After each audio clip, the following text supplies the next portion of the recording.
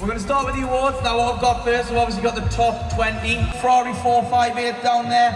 Next to stage, got Big Chris coming up here. Everyone give him a round of applause. That car is phenomenal. And it's a very, as you can clearly see, another budget build. Not much being spent. I think the car was a couple of quid. But unfortunately, a lad who should have been here today sadly lost his battle with mental health not long ago. So obviously, I mean, Andy, this goes out to you. We all, it wouldn't have been possible without everything you've done for the show. We all really wish you could have been here, but hopefully you're in a better place now, and we just want to thank you for, all the hearts you've touched, and just all the amazing cars that you've built. I'm sure many people are really going to miss you, but anyone who was wondering, look, check out his Instagram. You can scan that, you can have a look at his Insta, see some of the phenomenal cars that he's built.